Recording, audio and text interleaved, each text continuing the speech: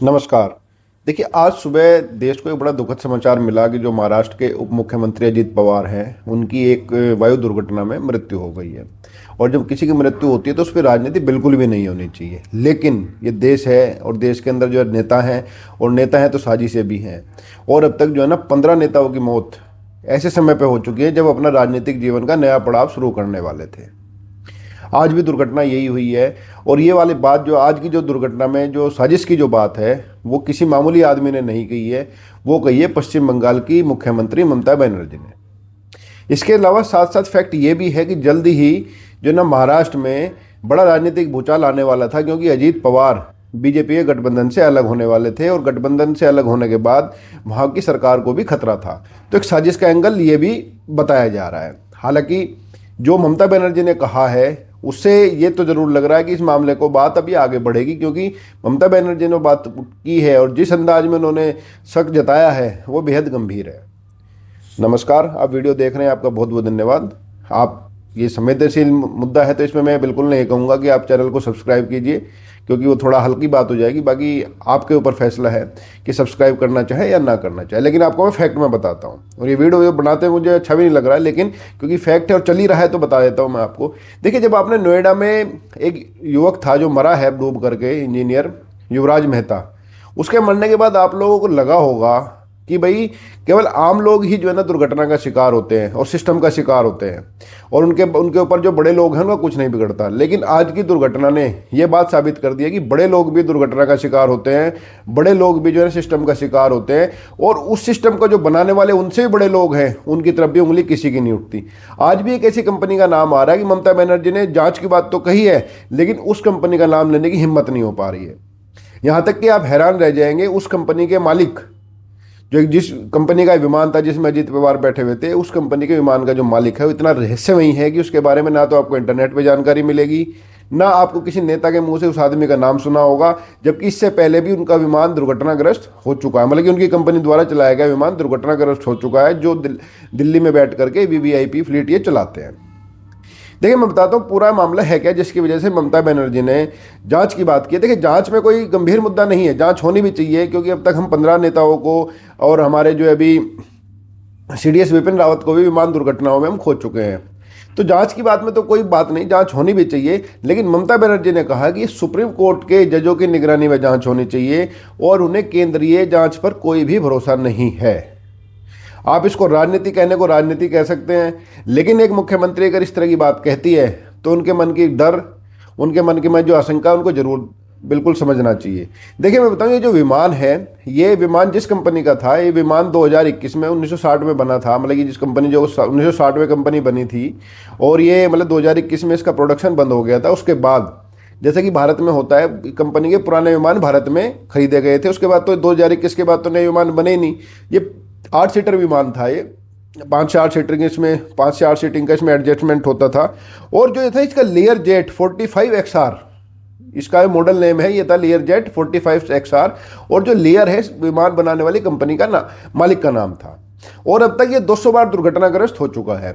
लेकिन जो वैश्विक इसका आंकड़ा है उसमें बात नहीं कर रहे, हम बात करेंगे भारत में, जिसकी वजह से भारत में शक जताया जा रहा है। और एक आदमी जो जिस विमान कंपनी का, जो भारत में इस कंपनी को ऑपरेट करता है, जो मतलब कि जो इस विमान को जो लेयर जेट 45XR को जो किराए पे देता है, साधारण भाषा में अगर कहें किराए पे देता है, वो इतना ताकतवर है कि उसके खिलाफ कोई ना तो कभी कोई जांच हुई है, ना आप उसका नाम फोटो पता इंटरनेट पे ढूंढ पाएंगे, और ना ही कोई नेता उसका नाम लेने की हिम्मत कर पा रहा है। यहाँ तक कि ममता बनर्जी भी नहीं कर पा रही है। जबकि इसी वह कंपनी का जो विमान है, मतलब जिस कंपनी ने विमान ही ऑपरेट किया था 2023 में बॉम्बे एयरपोर्ट पे जो है ना दुर्घटनाग्रस्त हुआ था, उसके बाद भी सब मामला रफा दफा हो गया। तो और आज भी बात तो हो रही है कि साजिश है इसमें, कि बीजेपी से अलग होने वाला था, इसमें कहीं ना कहीं दुर्घटना है, कोई साजिश है, लेकिन उस कंपनी के मालिक का नाम लेने की हिम्मत नहीं हो पा रही। यहाँ तक कि ममता बनर्जी भी हिम्मत नहीं कर पा रही। मैं आपको बता दूं, देखिए, भारत में एक कंपनी है वीएसआर एविएशंस, ये दिल्ली का महिपालपुर एक जगह है, यहाँ पे एक छोटी सी जगह में चल रही है, और इसके मालिक है कप्तान सिंह उर्फ वीके सिंह। कप्तान सिंह और वीके सिंह इतने रहस्यमय व्यक्ति हैं, या कहें इतने ताकतवर व्यक्ति हैं, कि इनका तो आप इंटरनेट पे, आप इस वीडियो को देख के बाद आपको इंटरनेट पे इनका वीडियो नहीं मिलेगा, आपको इनके बारे में जानकारी नहीं मिलेगी। जो एमसीए की जो पोर्टल है, एमसीए की पोर्टल पे भी ये परतों दर ये कंपनी की डिटेल छिपी हुई है। ये रहस्यमय कंपनी है। और मैं बताऊं, जो इस कंपनी का जो रिकॉर्ड है, मतलब कि 2023 में जो विमान दुर्घटना हुआ था उसके बाद भी कोई बात इसके खिलाफ कोई कार्रवाई हुई हो, वो बात सामने नहीं आई। और आज भी ममता बनर्जी ने जांच की बात तो की है, लेकिन ये नहीं कहा कि इस वीएसआर कंपनी की भी जांच होनी चाहिए कि इसके पास ये कैसे परमिशन है कि ये भारत में सबसे बड़ी प्राइवेट जेट कंपनी, मतलब वीवीआईपी को जो किराए पे मिलते हैं ये प्राइवेट जेट, उनको चलाने वाली, वीवीआईपी फ्लीट को ऑपरेट करने वाली भारत की सबसे बड़ी कंपनी है ये वीएसआर वेंचर्स, जिसका विमान आज ये था। और ये विमान बिल्कुल ठीक था। कंपनी का अब भी कहना है कि विमान हमारा बिल्कुल ठीक था, इसमें कोई तकनीकी खामी नहीं थी। और इसमें एक बात और है जिसकी वजह से शक का जो एंगल है वो ज़्यादा बढ़ रहा है। वो बात यह है कि जो इसकी जो पायलट थी संभवी पाठक, वो बाहर से ट्रेनिंग लेके आई थी, लगभग 3 साल उसको हो गए थे इस प्लेन को चलाते हुए। तो अनुभव की तो उसको कमी नहीं थी, मौसम भी ठीक था, अचानक मौसम खराब हुआ। और इसमें एक और जो सबसे गंभीर बात ये आ रही है, जिसकी वजह से अब धीरे धीरे बात ये हो रही है कि इसमें जांच होनी चाहिए कि साजिश तो नहीं है ये, वो ये कि आमतौर पर जब किसी विमान में तकनीकी खराबी अगर आती है, तकनीकी खराबी के चलते पायलट को पता चल जाता है, तो वो मे डे जो एक इनका साइन होता है, जो विमानन कंपनियां जो मतलब जो ऑपरेट करते हैं, मे डे का मतलब होता है कि अब हम खतरे में, हमें बचाया जाए। मे डे का उनकी तरफ से, जो प्लेन की जो पायलट थी उनकी तरफ से कोई भी एटीसी को कोई भी कम्युनिकेशन मे डे का नहीं हुआ है। उन्होंने एक अटेम्प्ट किया लैंडिंग का, जो है बारामती में, जब मुंबई से वो चले, तो लेकिन दूसरे अटेम्प्ट में दुर्घटनाग्रस्त हो गया। तो जो जानकार हैं विमानन के, जो जानकार हैं, जो इन मामलों के जानकार हैं, उनका ये कहना है कि विमान के पायलट का मे डे का संकेत ना देना, ये कहीं ना कहीं इस बात का संकेत है या इस बात की आशंका है कि ये कोई ना कोई साजिश हो सकती है। क्योंकि अगर विमान में टेक्निकल खराबी आती तो टेक्निकल खराबी का पता पायलट को सबसे पहले चलता है, क्योंकि भाई सारी मशीनें, सारे इक्विपमेंट, सारे उसका कंट्रोल तो पायलट के हाथ में होता है, तो उसको सबसे पहले पता चल जाता कि विमान में कोई तकनीकी खराबी है। तो उसका नहीं पता चला और बिल्कुल ठीक टाइम पे वहाँ पहुँचा है। मौसम भी जब यहाँ से जब बिल्कुल ठीक था, कोई वैसी गड़बड़ाहट नहीं हुई है।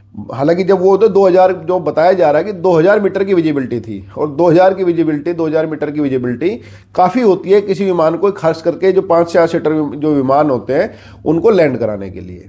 और ये तो फिर भी मजबूत विमान था। इसकी जो कैपेसिटी थी, इसके इंजन की कैपेसिटी काफ़ी अच्छी बताई जाती है। भले ये भी बनना बंद हो गया है, जो भी इसके कारण रहे हों, लेकिन फिर भी इसकी इंजन की कैपेसिटी काफ़ी अच्छी है। लगभग 4000 किलोमीटर सिंगल फ्लाइट में ये चल लेता है। और लगभग जो आजकल के विमानों की जो स्पीड है उसकी स्पीड से चलता है, लगभग इसकी स्पीड 850 किलोमीटर पर आवर रहती है। और तो जो पायलट थी, पायलट भी काफ़ी अनुभवी थी, बल्कि वो ट्रेनर रह चुकी हैं। मतलब ट्रेनर वो पायलट होता है जो दूसरे पायलटों को ट्रेनिंग देता है।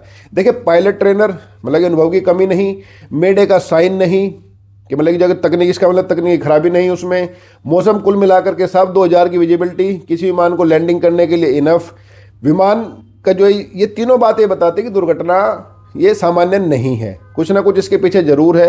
हालांकि जो जांच अब इसमें होगी वो ये ममता बनर्जी के एंगल के बाद ये जांच अब किस दिशा में जाएगी ये बात अलग है, लेकिन इसमें 3 फैक्ट और बिल्कुल क्लियर है कि अजीत पवार महायुति गठबंधन से अलग होने वाले थे, जिसके बाद महाराष्ट्र सरकार पे खतरा था।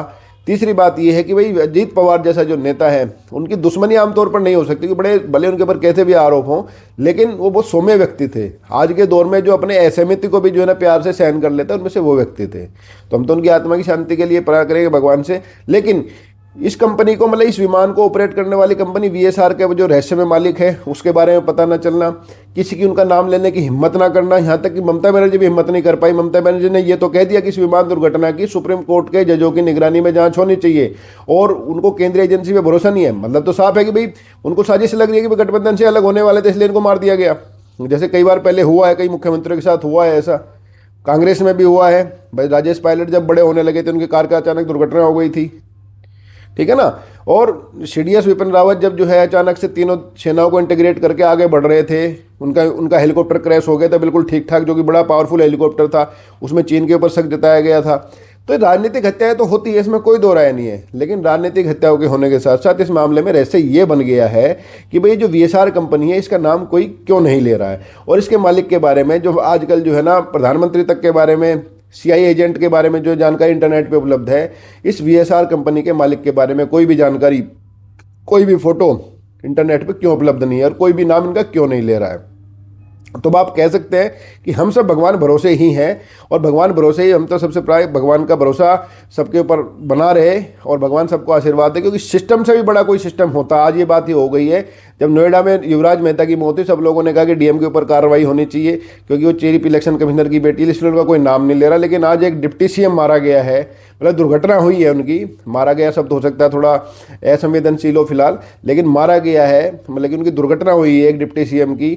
ठीक ठाक मतलब सब पैरामीटर शोक के होते हुए अचानक से एक डिप्टी सीएम का दुनिया से चले जाना, और उसके बाद विमान कंपनी का कोई नाम न लेना और जांच में भी गोलमोल बातें करना, ये दिखाता है कि सिस्टम से ऊपर भी कोई सिस्टम काम करता है।